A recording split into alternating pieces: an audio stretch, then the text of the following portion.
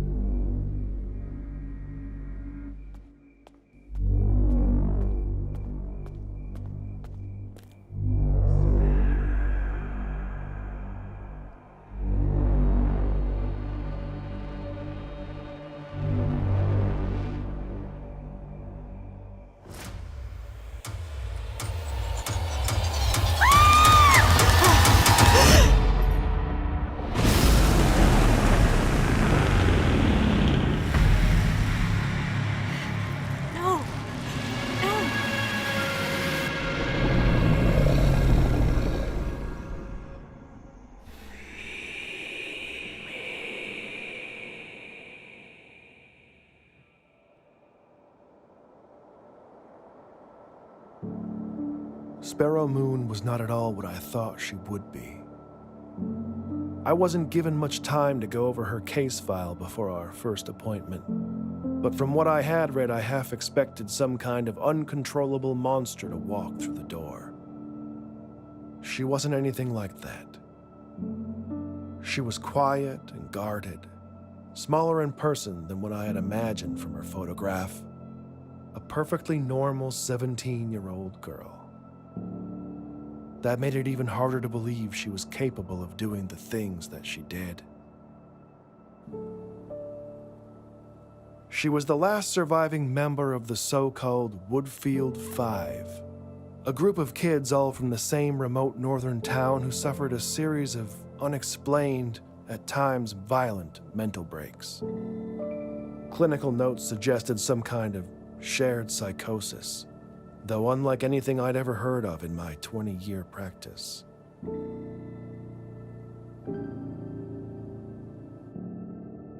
By all accounts, Sparrow had an unremarkable childhood. No indications of behavioral difficulty, good grades in school, active social life, no family history of mental illness to speak of. Her mother had been part of some offbeat spiritual commune years earlier, but had left that behind when Sparrow was quite young and eventually remarried. There was nothing to suggest any kind of underlying trauma or abuse, though as you come to find in my line of work, that's not always so obvious. The only path to understanding what really happened in Woodfield was Sparrow herself. And that would prove more difficult than anyone anticipated. I learned very little over the first weeks of our sessions together. Sparrow was often uncooperative, careful never to allow the growing familiarity between us to weaken her resolve. I was not as strong. I became unreasonably attached to her. The endless medical diagnostics revealed nothing we didn't already know. She barely slept. The scratches on her arms were self-inflicted. And aside from high blood pressure, she was physically healthy. No one was certain about what exactly was wrong with her. And she was getting worse.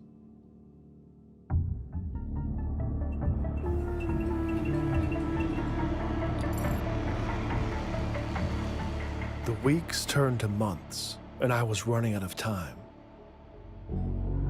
The courts had determined that unless I could demonstrate conclusive progress in her treatment, Sparrow would be transferred to an isolated psychiatric ward and out of my care. I could have walked away at that point. I probably should have. But what I wanted, what I've always wanted, was answers. After all that we'd been through, she wasn't a kid to me anymore. She wasn't a monster either. She was a puzzle to solve. Sodium pentothal can be administered to induce something called narcosynthesis, a state between asleep and awake where the subject is highly suggestible. In most places today, the practice is frowned upon.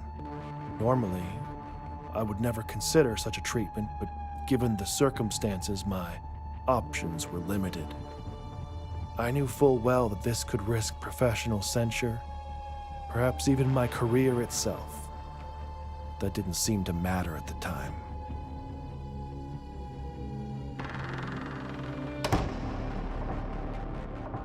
After the injections, Sparrow was brought to my office. We were left alone, and I asked her to count backwards from 10. Though before she even got to 5, it was clear she knew something was wrong. Her breathing became shallow, and her eyes darted around rapidly. She began talking about a mist coming into the room that only she could see. She could hear a voice from within it calling to her. The drug had disoriented her to such a degree that I don't even think she recognized me.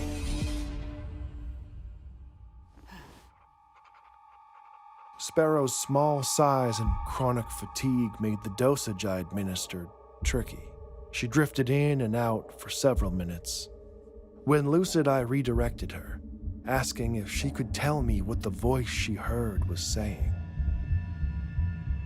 After a long pause, she finally whispered, "Little bird." At that point, Sparrow was not interested in answering any of my questions. She just spoke, and I listened. She said that it knew. It knew that was what he used to call her. The old man. But the voice wasn't a man's. It was something else. She said it comes with the mist, that it takes things from you and it grows, adding to what it's taken from others. It eats you from the inside. She didn't know its name, but called it the worm. As Sparrow lapsed into unconsciousness, I was left with more questions than answers. I arranged to have her return to her room and resigned myself to the idea that I might never get the chance to understand the truth.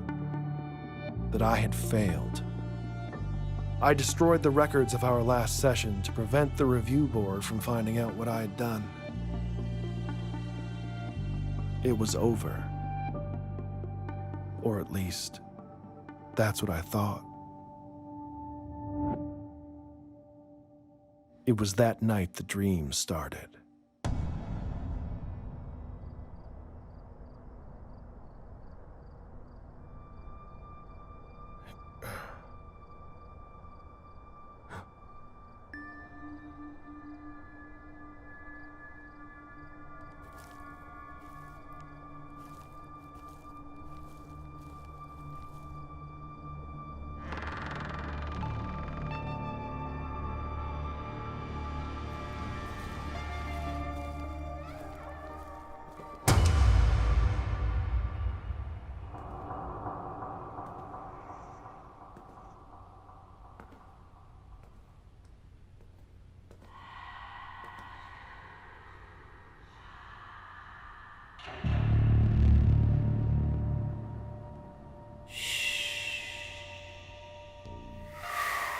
Wait, come back!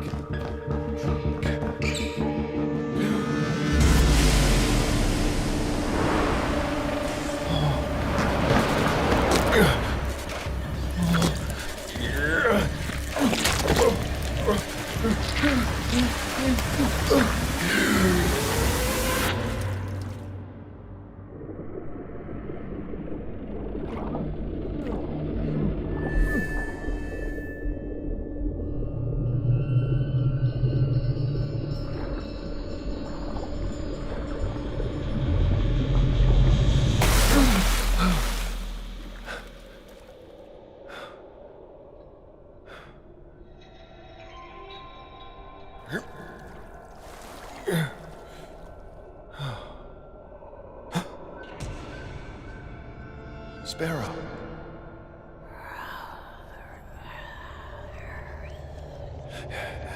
What? Doctor, I'm so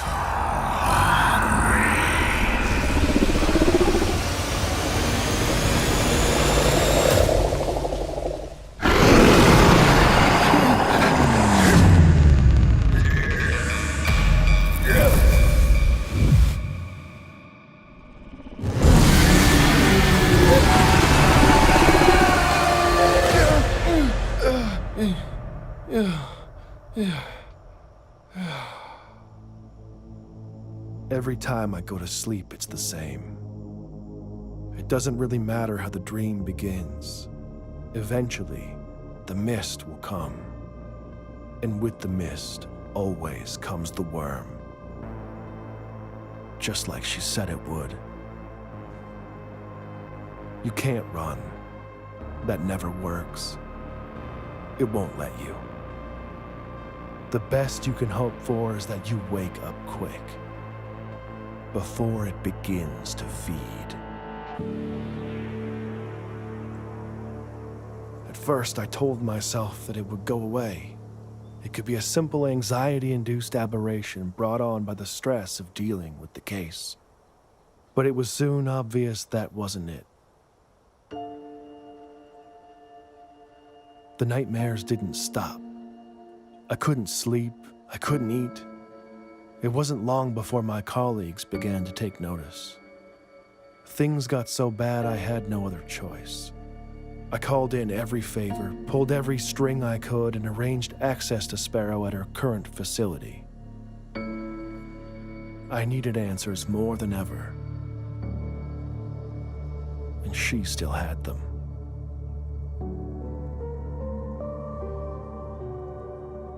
I almost didn't recognize her at first. She looked strong and alert, a stark contrast to the tired girl that I had spent all that time with. I didn't have to ask any questions this time. Just by looking at me, she knew all too well what was happening. We sat down, and Sparrow Moon gave me what I needed.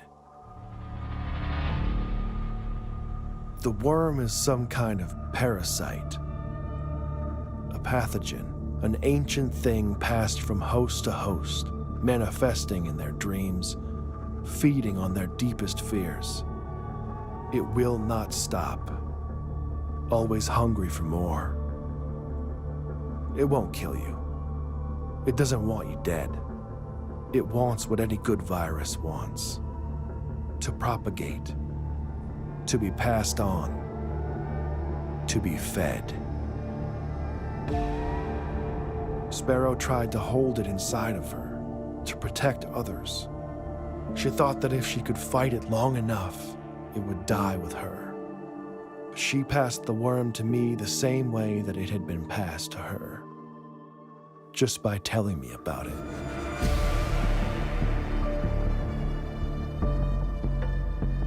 You have to believe me. I am sorry for this. Now that I've told you, I don't know when, but sooner or later in your dreams, the mist will come. And with the mist, always comes the worm.